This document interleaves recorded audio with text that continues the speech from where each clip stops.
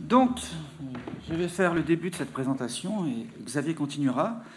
Je vais présenter comment fonctionnent les algorithmes de branch and bound multi-objectifs pour résoudre des problèmes d'optimisation combinatoire multi-objectifs. Et ensuite, Xavier présentera VOpt Solver, un solver pour résoudre des problèmes d'optimisation, de programmation linéaire multi-objectifs en variables discrètes. Donc, le solver VOpt est développé dans le cadre du projet VOpt, un projet ANR-DFG, en collaboration avec Stéphane Ruzicka de l'Université de Kaiserslautern. Donc, avant de vraiment commencer, j'ai été très impoli, je dois quand même dire que je remercie le GDR Hero pour nous avoir invités à faire ce tutoriel. Avant de parler de branch and bound multi-objectifs, pour que tout le monde soit au point sur le sujet, je vais rappeler des définitions de base en optimisation multi-objectifs et je vais spécifier les notations que j'utiliserai. Donc ici, je considère bien sûr de l'optimisation combinatoire. J'ai des variables binaires, des contraintes linéaires qui confèrent au problème une structure particulière. Et en optimisation mono-objectif, j'ai une fonction objective qui est le plus souvent une fonction objective de type somme. Je pourrais éventuellement, alternativement, considérer une fonction objective de type bottleneck. Donc tout ce qui change, c'est la fonction objective. Maintenant, je vais considérer un problème avec plusieurs fonctions objectives. Donc ici, pour commencer, le cas le plus courant, j'ai P fonction objectif de type somme. Autrement dit, j'ai une fonction objectif vectorielle où j'ai P valeur dedans, ou P fonction objectif, qui signifie que j'ai P supérieur ou égal à 2, j'en ai au moins 2.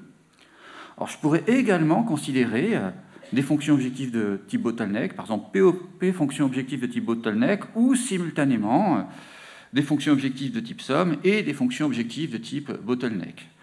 Bon, de manière générale, quand on ne précise rien, ça veut dire qu'on a P fonctions objectives de type somme.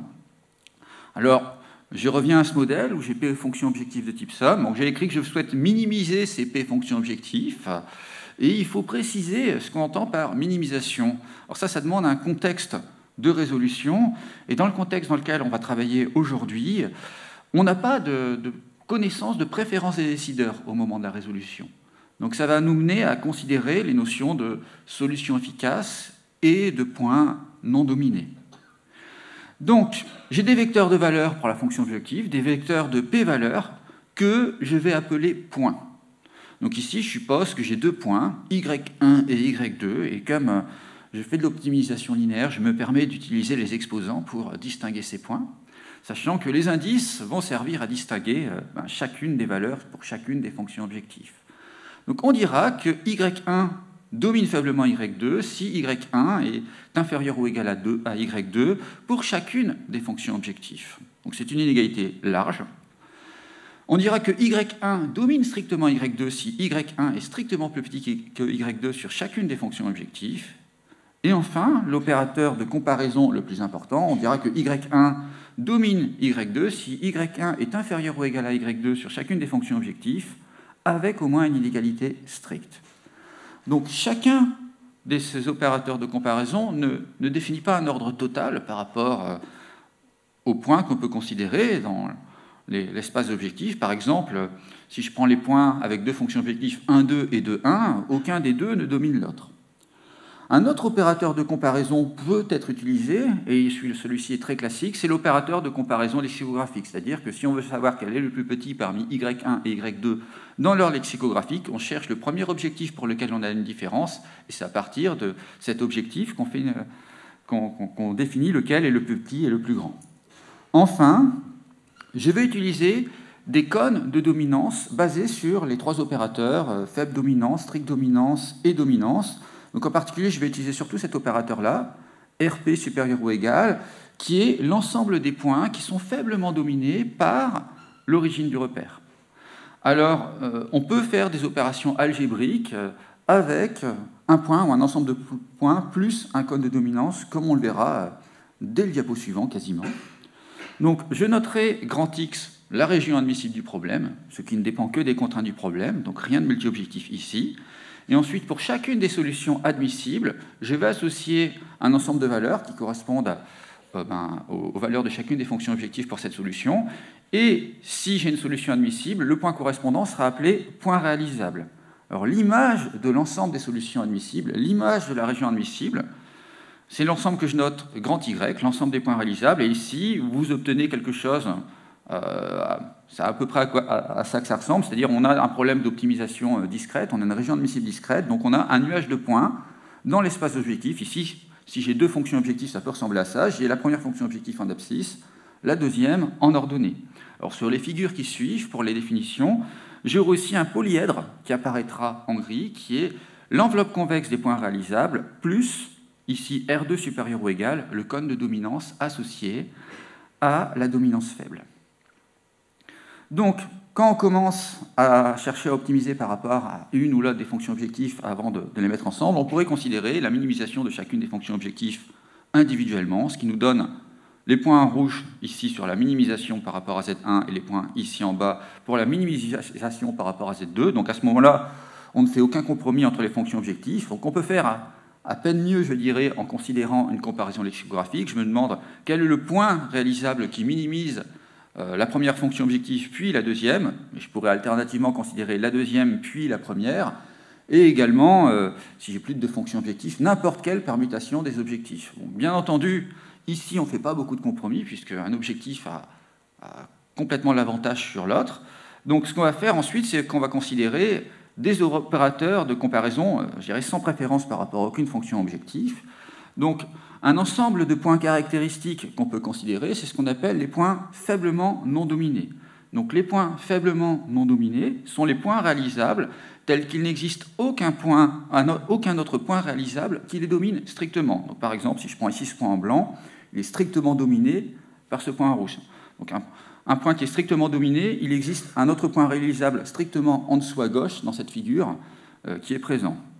Donc les solutions correspondantes, les préimages de ces points, c'est ce qu'on appelle les solutions faiblement efficaces. Donc sur cette figure, tous les points qui sont en rouge sont faiblement non dominés. Alors ce qu'on peut remarquer, c'est qu'il y a des points qui sont à l'évidence pas très intéressants. Si je prends ce point ici, il est clairement, peu importe comment je pourrais définir des préférences sur les fonctions objectives, ce point ici, il est clairement moins bon que celui-là, puisqu'il est au même niveau sur la première fonction objective, mais il est moins bon que celui-ci sur la seconde. Je peux dire la même chose pour ce point-là par rapport à ces deux-là. Donc dans mes points faiblement non dominés, j'ai clairement des points qui ne sont pas intéressants, des points qui sont dominés. Donc l'ensemble des points non dominés sur cette figure, c'est l'ensemble des points qui sont en rouge, donc l'ensemble des points réalisables, tels qu'il n'existe aucun autre point réalisable qui les domine. Et les solutions correspondantes, leurs préimages, sont appelées solutions efficaces. Donc quand on fait de l'optimisation combinatoire multi-objectif, le but, dans une résolution exacte, c'est de déterminer ce qu'on appelle un ensemble complet de solutions efficaces. On veut obtenir au moins une solution efficace pour chaque point non dominé. Alors on se retrouve face à un problème qui est quand même énumératif, puisque des points non dominés, on peut en avoir beaucoup. Et de plus, quand on fait de l'optimisation combinatoire, on peut séparer ces solutions efficaces et points non dominés dans des sous-ensembles de solutions qui sont plus ou moins difficiles à obtenir. Tout d'abord, on peut parler des solutions efficaces supportées, qui sont des solutions efficaces qu'on peut obtenir en définissant des sommes pondérées, des problèmes mono-objectifs définis par des sommes pondérées des fonctions objectifs, donc avec des coefficients tous positifs. Et ces solutions efficaces sont des solutions optimales de ces problèmes définis par une combinaison convexe des objectifs. Donc les points correspondants sont avec les points supportés et se trouvent en rouge sur cette figure. Alors parmi les points supportés, on va faire une seconde distinction entre les points supportés extrêmes et non extrêmes. Alors ce qu'on peut remarquer sur les points supportés, c'est qu'ils se trouvent sur le bord de l'enveloppe convexe des points réalisables. Et cette enveloppe convexe de points réalisables, c'est un polyèdre. Donc il y a des points extrêmes et des points non extrêmes. Donc les points extrêmes sont des sommets de cette enveloppe convexe, ce polyèdre représenté en gris sur cette figure, et les non extrêmes se trouvent justement à l'intérieur d'une des faces de l'enveloppe convexe. Alors pourquoi les points extrêmes sont plus sympathiques à obtenir? Parce que pour ces points, il existe une infinité de poids possibles qui fait que si on résout le problème mono-objectif correspondant, l'image de la solution optimale correspondante, c'est nécessairement ce point. Pour les points non extrêmes, comme ici, j'ai un point non extrême. Si je prends l'unique pondération ici, sur cette illustration objective qui me permettrait d'obtenir ce point comme image d'une solution optimale, je ne sais pas quelle solution optimale je vais obtenir si mon solver ne me retourne qu'une seule solution optimale. Je pourrais très bien avoir une solution qui me permette d'obtenir ce point ou ce point. Donc, par conséquent, pour être certain d'obtenir les points supportés non extrêmes, ça peut demander parfois un peu d'énumération. Enfin, j'ai aussi des points non dominés qui se trouvent à l'intérieur de l'enveloppe convexe des points réalisables, ce qu'on appelle les solutions efficaces non supportées et points non dominés non supportés, et les solutions efficaces correspondantes ne sont optimales pour aucune combinaison convexe des fonctions objectives, ce qui demande justement d'autres stratégies énumératives. Donc, maintenant qu'on a posé les définitions de base, on peut en venir à la notion d'algorithme de Branch-and-Bound pour résoudre des problèmes de cette classe. Mais avant de parler de Branch-and-Bound, j'ai un problème à expliquer, c'est que la définition de borne, qui est tellement immédiate dans le cas mono-objectif, elle n'est pas tant que ça quand on a plusieurs fonctions objectives. Alors je vais expliquer pourquoi. Donc, quand je suis dans le cas mono-objectif, j'ai une valeur optimale, et si je veux avoir une borne inférieure ou une borne supérieure, c'est juste des valeurs, un scalaire, un nombre inférieur ou égal à la valeur optimale, c'est une borne inférieure, un nombre supérieur ou égal à la valeur optimale, c'est une borne supérieure, et on s'arrête là au niveau de la définition. Dans le cas multi-objectif, je ne veux pas avoir une borne inférieure ou une borne supérieure sur la valeur optimale, mais sur l'ensemble des points non dominés. Donc, ce qui change des choses, donc, si je veux définir une simple borne, ce ne sera pas une valeur, mais un vecteur de valeur, un point dans l'espace d'objectif. Alors, si je veux définir une borne inférieure par un point unique, donc une borne inférieure sur l'ensemble des points non dominés, une borne qui arrive naturellement, c'est ce qu'on appelle le point idéal, donc représenté en vert sur cette figure, et il est obtenu en minimisant chaque fonction objectif individuellement. Voilà, et j'ai un point qui est la borne la plus serrée que je peux définir avec un point unique sur l'ensemble des points non dominés. Clairement, si je bouge ce point un peu en haut ou à droite, certains points non dominés ne seront plus faiblement dominés par ce point idéal. Donc ce ne sera plus une borne valable.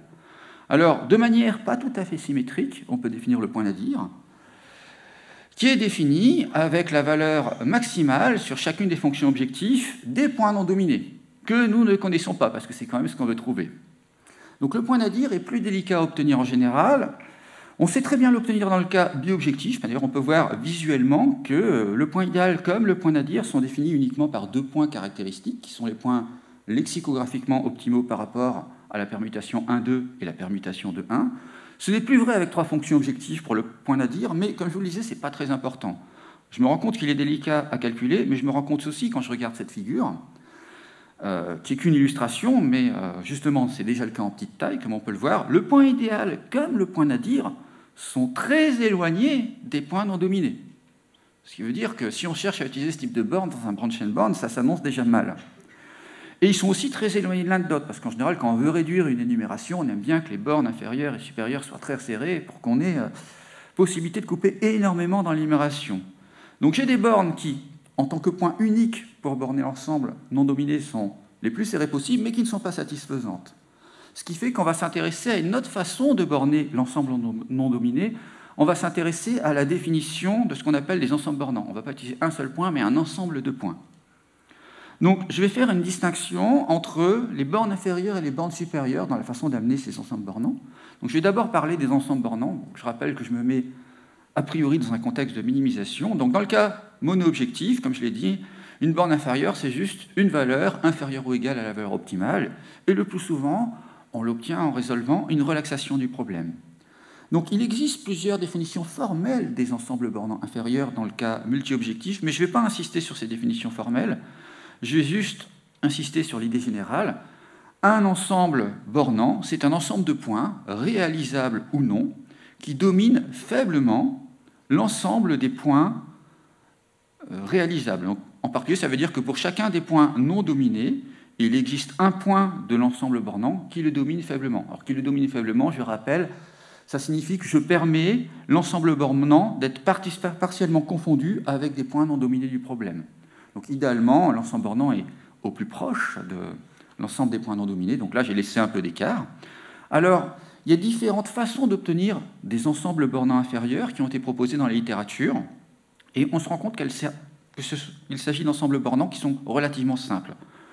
Évidemment, comme dans le cas continu, on peut considérer la relaxation linéaire. Alors, comme on le sait tous, quand on a un programme linéaire, la région admissible de ce programme linéaire, c'est un polyèdre convexe.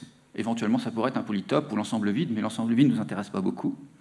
Et du fait qu'on a des fonctions objectives linéaires, par le mapping des fonctions objectives, l'image d'un polyèdre convexe, c'est aussi un polyèdre convexe. Et donc, l'ensemble des points non dominés de ce polyèdre convexe, c'est un ensemble de faces, et dans le cas avec deux fonctions objectives, j'ai ici, sur cette illustration, deux arêtes qui sont en verte. Donc voilà, je peux utiliser la relaxation linéaire, c'est un cas assez classique dans les branch and bond multi-objectifs. Mais la relaxation linéaire n'est pas forcément ce qu'il y a de plus satisfaisant. Comme dans le cas objectif, il peut y avoir un peu d'écart. Alors ce qu'on peut faire, en particulier, si on sait bien résoudre la variante mono-objectif du problème, c'est calculer tous les points supportés extrêmes.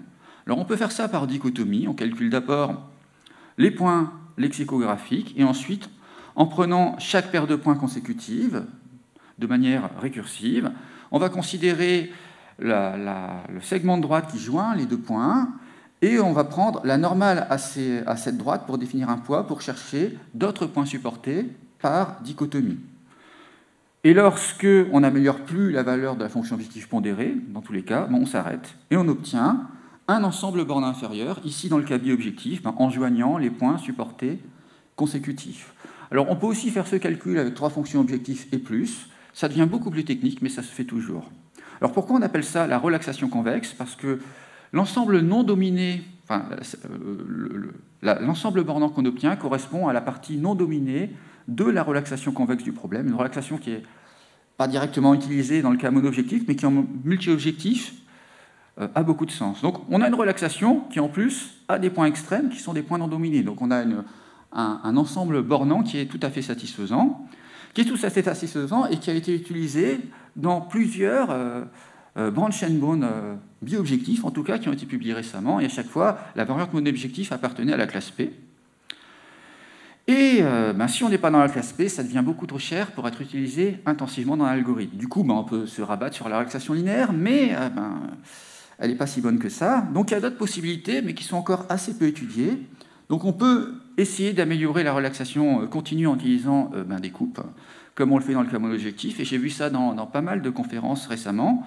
Et on peut aussi chercher à mieux utiliser la structure du problème et utiliser d'autres relaxations. Donc il n'y a pas eu grand-chose sur la relaxation lagrangienne. Ce matin, il y a un exposé que j'ai beaucoup aimé sur la relaxation surrogate, parce que c'était le mien, et c'était sur le problème de sac à dos bidimensionnel bi-objectif. Donc il y a beaucoup de choses qui peuvent encore être faites sur les ensembles bornants, même si, fondamentalement, c'est quand même le point qui a été le plus étudié, je pense, sur les branch and bond multi-objectifs. Alors maintenant, je passe plus rapidement sur la notion d'ensemble bornant supérieur et de borne supérieure. Donc dans le cas mono-objectif, comment j'obtiens une borne supérieure? Tout simplement, c'est la valeur pour la fonction objective de la meilleure solution admissible que je connais jusqu'à maintenant. Voilà. Alors si je généralise ça au contexte multi-objectif, un ensemble bornant supérieur sera l'ensemble des meilleures solutions admissibles que j'ai obtenues jusqu'à maintenant. Autrement dit, l'ensemble des points réalisables que je connais, filtrés par dominance. Donc je peux supposer qu'à un moment donné, je connais ces trois points en bleu. C'est ce que j'ai de mieux pour le moment, et je ne sais pas ce qu'il y a d'autre. Mais tout ce que je peux dire, c'est que tout ce que ces points dominent ne m'intéressera pas pour la suite de l'énumération. Alors on pourrait se dire, ouais, est-ce que c'est vraiment un ensemble bornant supérieur? Est-ce que ça borne par au-dessus mes points non dominés? Visuellement, on dira que ce n'est pas le cas, même si, effectivement, quand j'ai amené la notion d'ensemble bornant supérieur de cette façon-là, c'était bien une généralisation du cas mono-objectif. Donc, certains auteurs préfèrent dire que l'ensemble des points non dominés n'est pas borné par l'ensemble des points réalisables filtrés par dominance, mais par les points qui se trouvent dans l'intersection des cônes de dominance de ces points. Donc ce que j'ai représenté ici par des carrés bleus, ce qu'on appelle des points nadir locaux. Donc moi, j'aime pas trop le dire comme ça, parce que ce que j'aime bien, c'est qu'avec la définition que je proposais d'ensemble bornant supérieur, c'est qu'on peut avoir une intersection entre l'ensemble bornant inférieur et l'ensemble bornant supérieur, comme dans le cas mono-objectif. Une borne inférieure et une borne supérieure peuvent avoir la même valeur. Alors quand on a une intersection entre un ensemble bornant inférieur et un ensemble bornant supérieur, on est sur des points non dominés du problème, en fait. Donc, c'est une distinction qui ne se fait pas dans le cas mono-objectif, mais de mon point de vue, l'ensemble des points réalisables filtrés par dominance est une extension plus naturelle de la meilleure solution connue, et, comme on peut le voir sur cette figure, les points nadir locaux sont immédiatement déduits des points réalisables filtrés par dominance. Alors nous en venons aux principaux composants d'un Brand-Chan-Boon en mono-objectif et comment ils s'étendent en multi-objectif. Je viens de parler des ensembles bornants. Maintenant, on peut parler de la procédure de séparation. Donc techniquement, c'est quelque chose qui concerne surtout la région admissible du problème. On a une stratégie de partitionnement de la région admissible, donc là, il n'y a rien de nouveau. La principale question qu'on peut se poser, c'est comment je peux choisir une bonne variable de branchement. Donc en mono-objectif, on a certains critères du genre, on va prendre la variable la plus fractionnaire si on fait la relaxation continue. Dans le cas multi-objectif, si je prends la relaxation continue, la variable la plus fractionnaire, ça n'a pas trop de sens parce que j'ai plein de solutions dans ma relaxation continue qui n'ont pas les mêmes variables, qui sont fractionnaires ou pas. Donc il y a certains critères qui ne sont pas évidents à définir.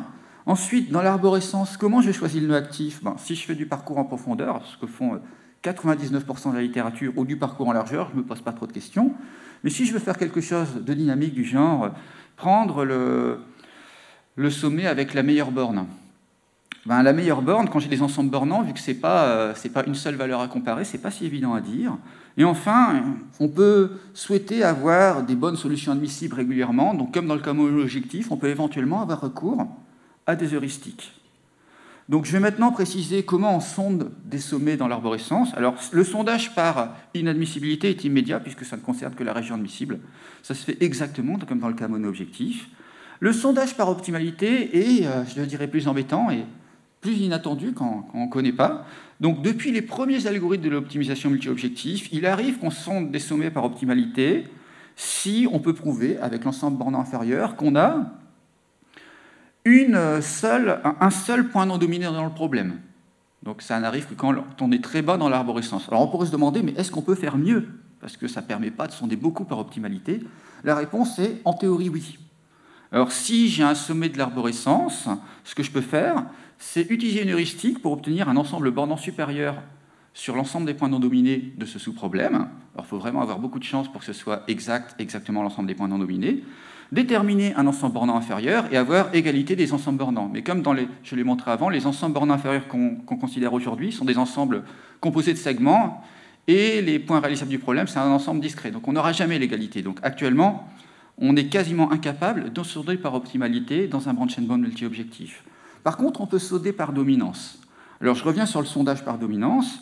Dans le cas mono-objectif, je connais la valeur associée à la meilleure solution admissible obtenue jusqu'à maintenant, et je calcule une borne inférieure pour un sous-problème, et si ma borne supérieure est inférieure ou égale à la borne inférieure, c'est gagné, je peux sonder par dominance. Alors l'extension au cas multi-objectif se fait, je dirais, assez directement sur le papier. Alors j'ai un ensemble de points réalisables pour mon problème, globalement, qui sont filtrés par dominance, c'est ma borne supérieure, et pour un sous-problème défini par une feuille de l'arborescence, je peux calculer un ensemble bornant inférieur. Donc si j'ai un exemple où j'ai un ensemble bornant inférieur pour l'ensemble des points réalisables du sous-problème, que je ne connais pas, et cet ensemble inférieur qui est de bonne qualité, il est donné ici en vert, et je me rends compte que l'ensemble des points de mon ensemble bornant inférieur est dominé par au moins un des points de mon ensemble bornant supérieur. Donc c'est très bien, je peux sonder le sommet par dominance. Bon, par contre, si j'avais un ensemble bornant de moins bonne qualité, ici, j'ai une partie de l'ensemble bornant inférieur qui n'est pas au moins faiblement dominé par un des points de l'ensemble bornant supérieur. Dans ce cas-là, je ne peux pas sonder par dominance. Alors il y a une question, c'est mais est-ce que c'est trivial de comparer cet ensemble de points, cet ensemble discret cet ensemble de points de l'ensemble bornant supérieur et l'ensemble bornant inférieur, parce qu'ici on voit bien qu'il y a une infinité de points. Donc en fait c'est une question qui a été très très bien traitée par Sour et Spanger initialement. Alors ce qu'ils ont fait, c'est qu'ils ont regardé les positions des nadirs locaux, donc les points qui sont dans les angles ici, ils se demandaient si c'était au-dessus ou en dessous des arêtes, et ils ont fait les choses d'une manière vraiment très fine, en cherchant à faire le minimum de comparaisons, et en cherchant à éviter des comparaisons redondantes en passant d'un nœud pair à un nœud fils. Donc c'est un papier de référence ici qui a été fait par Sour et Spanger sur, à l'origine, le problème de sac à dos, pas de sac à dos, de spanning tree biobjectif. Voilà. Donc je ne vais pas trop détailler comment ça se fait, mais ça se fait très bien. Donc, On a quand même des choses qui marchent bien avec l'ensemble bornant, mais quand on passe à la pratique, on peut avoir des mauvaises surprises. Alors, il n'est pas surprenant de se rendre compte qu'on sonde moins de sommets par dominance dans l'arborescence que dans le cas mono-objectif. Forcément, l'énumération doit être plus large, puisque on va retourner un ensemble de points non dominés, pas juste une solution optimale. Mais malgré tout, quand on regarde le détail de ce qui se passe dans une exécution d'un branch and bound multi-objectif, ça peut être assez frustrant, parce que bien souvent, on ne peut pas sonder par dominance, parce qu'un bout minuscule d'un ensemble bornant inférieur n'est pas dominé. Et on est obligé de continuer rien que pour ça. Alors quelque chose qui a été proposé, plutôt que d'appliquer globalement un algorithme de branch and bound, c'était de partitionner l'espace des objectifs et d'appliquer localement dans chacune des partitions un algorithme de branch and bound. Alors ça a été fait au départ par Visé et al, qui avait proposé d'utiliser un branch and bound dans une méthode qui est bien connue en optimisation multi-objectif qui s'appelle la méthode en deux phases. On commence par calculer les points supportés, et en prenant chaque paire de points supportés, on sait que les autres points non dominés se trouvent nécessairement dans le triangle au-dessus de ces points supportés. Et on applique un branch and bound à l'intérieur de ces triangles. Alors l'avantage, c'est qu'on sonde beaucoup plus de sommets par dominance et même par inadmissibilité. L'inconvénient, c'est qu'on peut avoir des redondances dans les arborescences entre les arbres, entre les différentes exécutions de branch and bound dans chacune des partitions. Bon, globalement, c'est quand même très rentable de procéder de cette façon-là. Et il y a un autre avantage, c'est qu'avant de commencer l'énumération, vu qu'on travaille dans une très petite zone de l'espace des objectifs, en utilisant justement les ensembles bornants dont on dispose, on peut pré-traiter les problèmes pour réduire significativement la taille. Alors, la méthode de phase, c'est bien joli, calculer les points supportés, c'est bien joli, mais ça suppose que je sais très bien résoudre la variante mono-objectif du problème. Alors, une autre façon de partitionner l'espace des objectifs pour appliquer localement plusieurs branch and bound bi-objectifs a été proposée récemment par Stetson, donc dans un papier qui est dans un Management Science et dans une variante améliorée qui est disponible sur Optimisation Online. L'idée, c'est d'utiliser ce qui s'appelle du slicing. Le slicing, ce sont des coupes centrées en l'origine, des coupes dans l'espace des objectifs. Et ce qui est proposé en utilisant un MIP solver par Stetson, c'est de chercher dans chacune de ces coupes les points non dominés qui minimisent et maximisent la fonction objectif. Ainsi, ils n'ont plus qu'à travailler ensuite dans des petits rectangles. Donc, dans le papier de Stetson, il précise en particulier comment définir les coupes de manière à avoir des rectangles de taille homogène. Et les résultats sont super. Il a résolu des instances de taille inattendue sur des problèmes de TSP bi-objectif. Donc, je conclus sur la partie branch and bound multi-objectif. Donc, on se rend compte qu'un branch and bound multi-objectif, c'est une extension assez naturelle du branch and bound multi-objectif. Initialement, ça n'a pas du tout marché avec le point idéal et le point nadir, mais ce sont des méthodes qui commencent vraiment à bien fonctionner quand on partitionne l'espace des objectifs avant d'appliquer la méthode et quand on utilise des ensembles bornants. Alors, il reste plein de choses qui peuvent être améliorées dans les branch and bound actuels. Donc déjà, les stratégies pour choisir la variable de branchement ou le nœud actif dans l'arbre restent assez basiques. Comme je l'ai dit, on fait surtout du parcours en profondeur et en général, on se définit une séquence initiale pour choisir la variable de branchement. Et globalement, au niveau des ensembles bornants inférieurs, les relaxations utilisées sont quasi systématiquement soit la relaxation convexe, soit la relaxation linéaire. Alors quelquefois, il y en a d'autres, mais c'est assez marginal. Donc on pourrait, surtout si on veut résoudre des problèmes dont la variante mono-objectif n'est pas dans la classe P, vouloir utiliser d'autres relaxations et c'est en étude par divers chercheurs. Et récemment, comme je l'ai dit, j'ai vu dans des conférences récentes des gens qui proposent des branch and cut multi-objectifs, donc en améliorant la relaxation linéaire avec des coupes. Donc ceci conclut ma partie, et Xavier Gandy-Bleu va maintenant parler de VOptSolver. Merci Anthony. Donc, on va passer de la partie algorithmique à la partie plus logicielle. Donc, VOptSolver, c'est une production du projet ANRDFD VOpt, mais qui est aussi personnellement quelque chose auquel je tenais, parce que je me souviens encore en 2003, lorsque j'ai présenté mon HDR, c'était un des points sur lesquels je souhaitais travailler. Et puis, vous voyez, on est quand même en 2018, hein, donc il a fallu savoir attendre quelque peu. Donc, on a parlé aujourd'hui pas mal de problèmes en entier, hein, de problèmes combinatoires. On va rester ensemble pour aujourd'hui sur cette gamme de problèmes, mais les choix techniques qui sont faits dans VOpt sont capables de traiter également des problèmes continus et des problèmes en nombre mixte. Donc, quand on regarde un petit peu, on va se dire pourquoi s'intéresser à un solver d'optimisation multi-objectif qui recherche les solutions exactes de ce type de problème. Quand on regarde un petit peu dans la littérature, il n'y avait pas grand-chose. Un des premiers contributeurs dans le domaine a été Ralph Stauer en 1975 avec ADBase, qui a développé en Fortran un algorithme qui était capable de résoudre le simplex multi-objectif.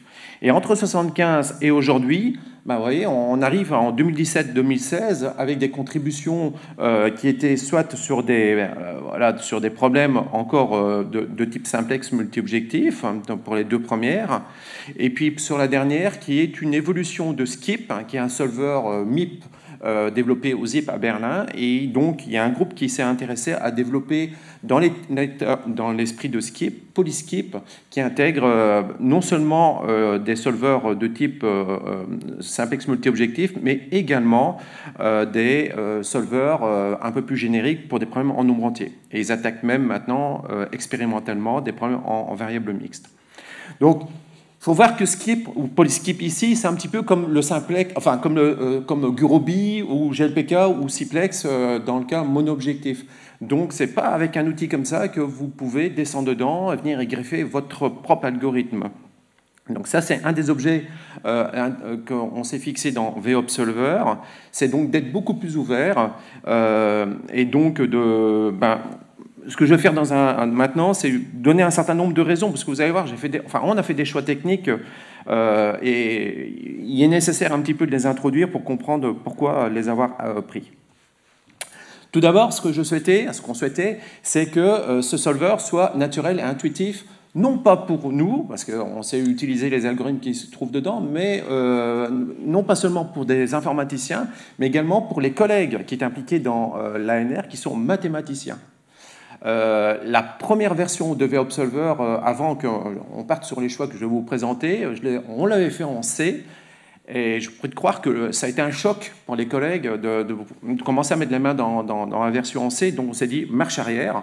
On a perdu un petit peu de temps, pas vraiment, parce qu'on va réutiliser ce qu'on a quand même produit pour pouvoir faire en sorte que ingénieurs, mathématiciens et informaticiens puissent utiliser la solution logicielle. Et donc, il y a un mot qui s'est imposé dans nos travaux, c'est le mot facile. Facile à utiliser, facile à modeler, facile à donner de fournir les données au solver, facile à récupérer. Donc, toute une série de points ici qui ont guidé nos choix. Alors, qu'est-ce qu'on pouvait aussi imaginer? C'est que cette production est attendue dans le cadre du projet ANR, donc pour des besoins de recherche, donc pour pouvoir tester un certain nombre d'algorithmes, tels que le branch and bond multi-objectif, tels que quelques algorithmes d'approximation, voilà, autour de ce produit-là, mais également faire en sorte de mettre à disposition de la communauté un solver qui soit prêt à l'emploi, que si vous souhaitez l'utiliser, un peu comme vous utilisez Gurobi, Simplex ou GLPK ou CBC, que sais-je, que ce soit prêt à l'emploi également dans les mêmes conditions. Et finalement, on enseigne l'optimisation multi-objectif et on n'avait pas d'outils autre que faire quelques exercices avec quelques variables, parce que tout de suite ça devient un petit peu lourd à traiter, et donc avoir un outil qu'on puisse également utiliser et que sans y passer beaucoup de temps, nos étudiants puissent l'installer et travailler directement avec. Donc ça, c'est les trois aspects qui nous ont guidés dans nos choix.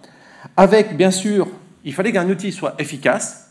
Okay, hors de question de développer un solver qui ne le soit pas. Contrainte également d'avoir un solver qui soit open source, libre et multiplateforme. Donc là aussi, en termes de choix, ok, on est chercheur opérationnel. Moi, personnellement, je ne suis pas spécialiste en génie logiciel, en architecture logicielle, donc j'ai appris un certain nombre de choses là-dessus. Et puis, bien sûr, qui dit open source, c'est utiliser les solvers open source, mais on a tous dans le coin de notre machine un solver commercial de type Simplex, Gurobi, Mosaic ou que sais-je. C'est aussi de pouvoir très facilement passer de l'un à l'autre. Okay. Comme on a développé ces dernières années toute une série de solvers ad hoc pour des problèmes de référence, des problèmes combinatoires, donc on avait dans notre groupe toute une série de ces solvers-là écrits en C ou en C++. On voulait également pouvoir les intégrer très facilement. Et finalement, aussi utiliser des librairies standards. Et in fine, on a tous fait des installations qui nous ont donné des boutons, voire pire, c'est d'avoir quelque chose qui s'installe très facilement. Donc vous avez compris que ça, c'était notre cahier des charges, et il fallait aller sur parmi les outils qui étaient sur je veux dire, à notre disposition pour pouvoir mettre en place un tel solver. Donc avant de vous présenter le choix final que j'ai fait, je vais juste faire un petit sondage. Et donc je vais poser 3 questions. Je demanderai de tenir la main levée pour voir qui parmi vous a déjà utilisé MATLAB, Scilab ou Mathematica. Bien, donc je vais faire vite. Qui a déjà utilisé Python ou R? Très bien. Et qui a déjà utilisé du Fortran, du C ou du C++? Bien, ah ben, on est tous d'accord, vous avez tous déjà une certaine connaissance du langage de programmation que je vais parler, qui est Julia. Julia, qui intègre à la fois des concepts de MATLAB, des concepts de Python et la performance de C++. Okay. Donc, Julia est un langage vraiment destiné pour du calcul scientifique. Donc, c'est un langage qui a vu ses origines, ils ont commencé à travailler au MIT dessus vers 2009. La version grand public a été réalisée en 2012. Et c'est un langage, si on a à faire du machine learning, du data science, des équations différentielles, de l'optimisation linéaire, non linéaire, c'est juste ce qu'il nous faut. Donc, moi, j'en suis convaincu. Donc, voilà. Aujourd'hui, il y a des conférences qui sont derrière Julia. Donc, la prochaine se situera à Londres cet été-ci. Il y a des structures qui sont derrière, une communauté scientifique. Donc, derrière cet aspect nouveau langage, vous allez dire un de plus, il y a vraiment du répondant. Et il y a surtout des gens qui nous ressemblent, des gens qui font de l'optimisation, qui font du calcul scientifique et qui comprennent le genre de questions qu'on pose lorsqu'on se retrouve à une difficulté sur un forum. Alors voilà un exemple de Julia, voilà un petit code ici tout simple, hein, c'est juste construire une solution réalisable pour un problème de sac à dos. Donc pour ceux qui ont déjà vu du Python, vous voyez c'est du Python-like. Ceux qui ont déjà fait du C ou que sais-je, vous voyez on retrouve des structures très algorithmiques. Donc c'est très facile d'entrer sur un code en Julia. Alors ça, c'était la première bonne nouvelle. La deuxième bonne nouvelle, c'est qu'avec Julia vient Jump, qui est un langage de modélisation algébrique tel que Ample, tel que Gams, okay, en open source, qui est écrit en Julia et qui est prêt à l'emploi. Donc là, je ne dirai pas grand-chose dessus aujourd'hui. On a le fondateur de cette contribution parmi nous, Miles Lubin, qui nous fera donc un tutoriel demain sur l'état actuel de Jump et son devenir dans le court terme.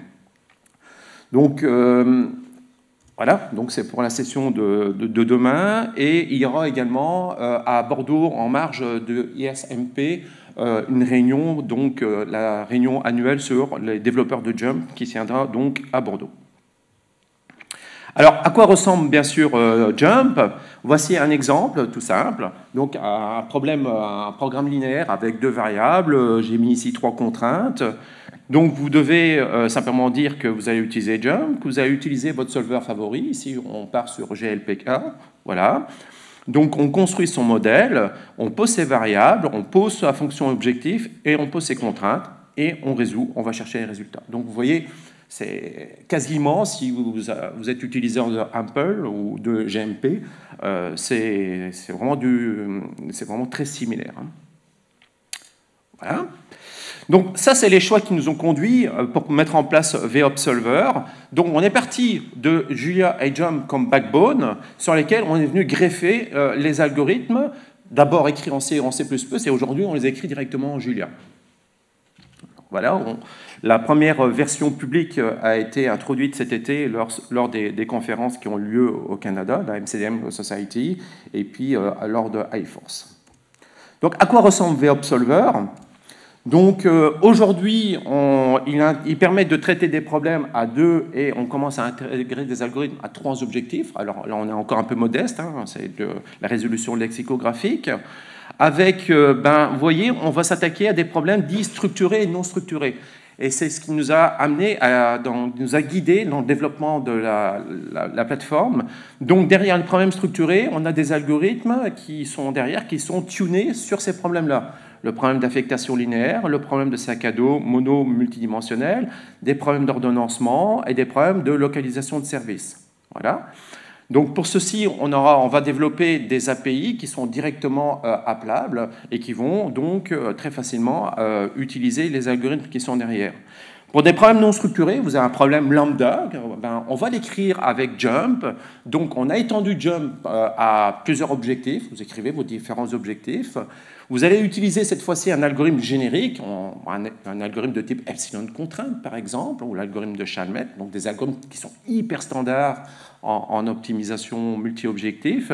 Et derrière, on va faire appel à un solver de type soit GLPK ou de type Gurobi Simplex.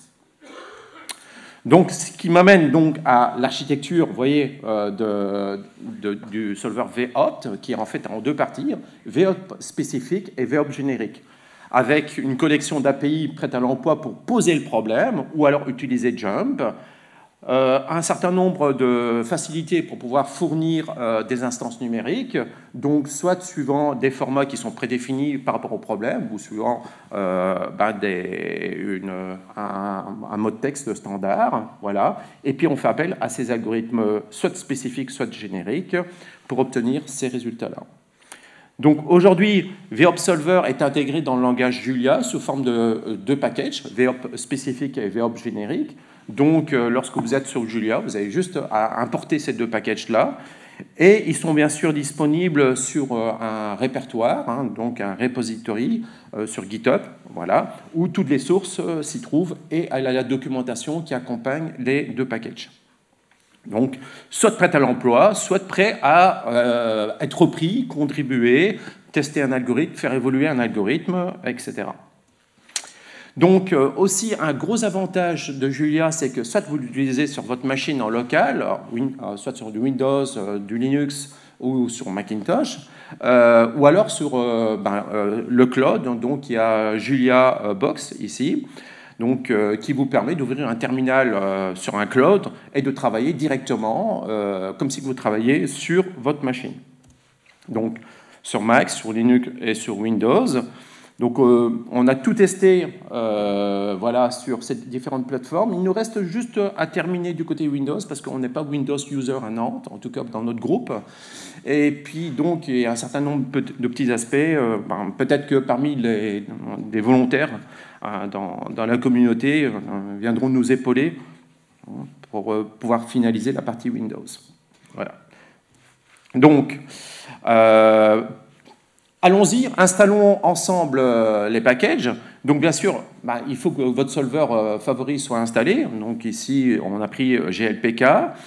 Donc ensuite, il faut juste faire invoquer les instructions qui permettent d'importer les packages. Donc vous voyez, un pkg add sur les différents packages, sur celui de votre solver favori, et puis sur les deux packages qui ont été développés. Et à ce niveau-là, l'installation est terminée. Maintenant, utilisons les packages, donc idem. Donc, il faut juste dire à Julia qu'on va utiliser les deux packages qu'on vient d'installer, VOpt spécifique et VOpt générique, et une fois de plus, les packages qui correspondent à votre solver favori. À ce moment-là, on est prêt à utiliser l'ensemble. Donc, vous voyez, en termes d'installation, moins que ceci, c'est un peu compliqué de faire. Et puis j'ai entendu dire dans la salle hier, lors des sessions, que c'était des fois un peu compliqué pour installer Julia. Lorsque vous cliquez sur le site de Julia, vous téléchargez une archive qui ressemble à ceci, vous cliquez, vous prenez l'icône, vous allez glisser sur application, vous avez votre icône qui est sur votre bureau et vous êtes prêt à l'emploi.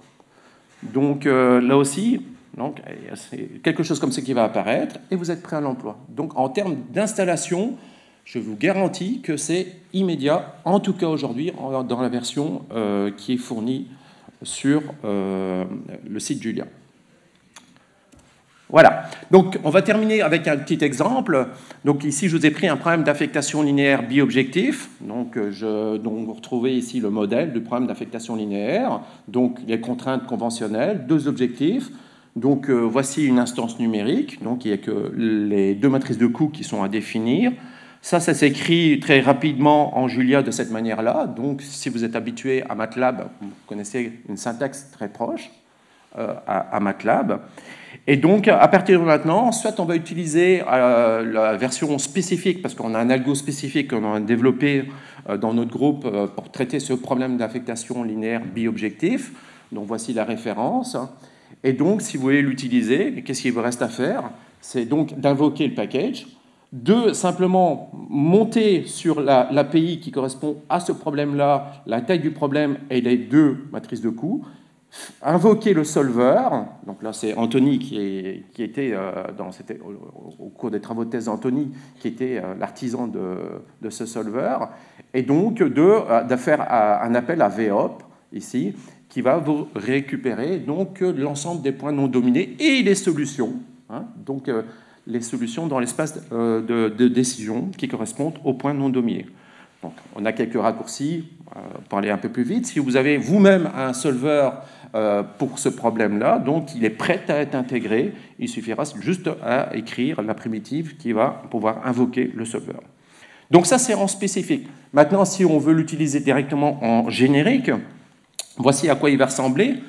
Donc l'algorithme de résolution, j'ai pris une epsilon contrainte, hein, donc c'est le principe introduit par Yakov Himes au début des années 70, donc bien connu. Mon solver ici, c'est GLPK que j'ai utilisé. Et qu'est-ce que je dois faire? Invoquer le package, invoquer le solver en question, et juste ici, construire mon modèle, donc avec VOP model, et ensuite, j'écris exactement, conformément à la syntaxe de jump, mes fonctions objectifs, donc là, plusieurs fonctions objectifs, mes variables et mes contraintes. Après, j'invoque mon solver en disant quelle est la méthode de résolution et quel est le pas, parce que dans un epsilon de contrainte, j'ai un pas à fixer. Donc, sur des problèmes en nombre entier, le pas est classiquement de 1.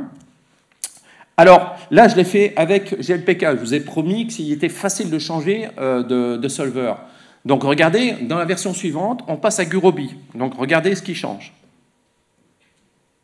Il y a juste l'invocation ici du package Gurobi et du solver à ce niveau-là qui change. Donc, passer d'un code en open source à un solver qui est commercial, ça se fait immédiatement. Donc, bien sûr, on a des primitives pour récupérer les résultats. Voici.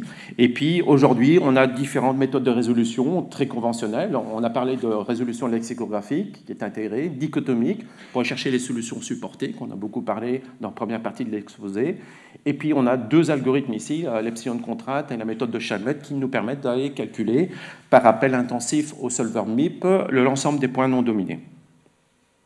Donc, aujourd'hui, on a introduit dans le solver dans la communauté scientifique. On invite, si possible, les personnes intéressées à l'utiliser.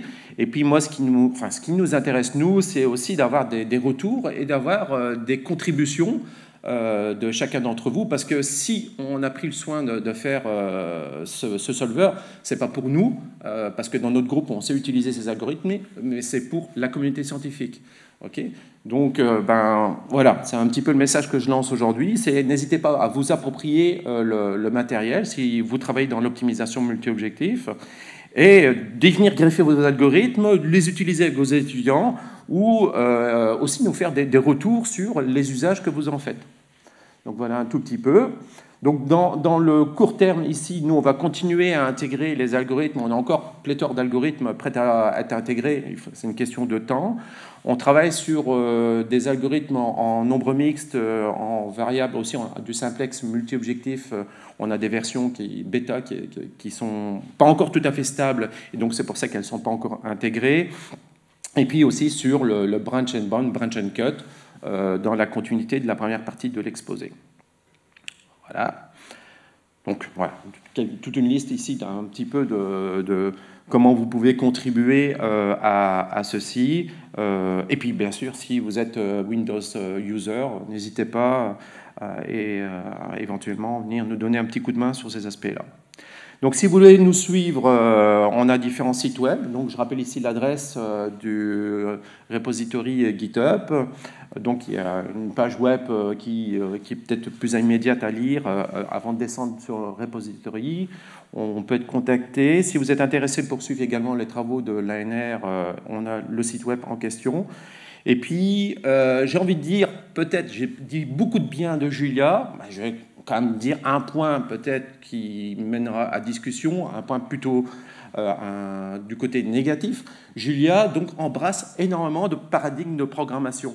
Et donc, quand vous relisez du code Julia, moi venant du C ou de l'ADA, j'écris avec ce mode de pensée, mais si vous venez du fonctionnel, de l'objet ou que sais-je, vous pouvez très bien écrire des choses qui ressemblent à cela en Julia. Donc peut-être que la largeur du langage fait que, et puis la richesse du langage fait que rentrer dessus, dans un premier temps, il faut peut-être guider un tout petit peu les personnes. Et c'est pour ça que je me suis mis dans l'objectif éventuellement d'écrire un petit livre. Il existe déjà pas mal d'ouvrages en anglais, très très bien, et pas du tout cher. Donc autour de Julia, il n'en existe pas en français, et pour les étudiants, je me suis donné comme objectif d'écrire un livre autour de Julia et Jump pour la recherche opérationnelle et sur des problèmes essentiellement linéaires, sachant que Julia et Jump adressent également des problèmes non linéaires. Je vous remercie.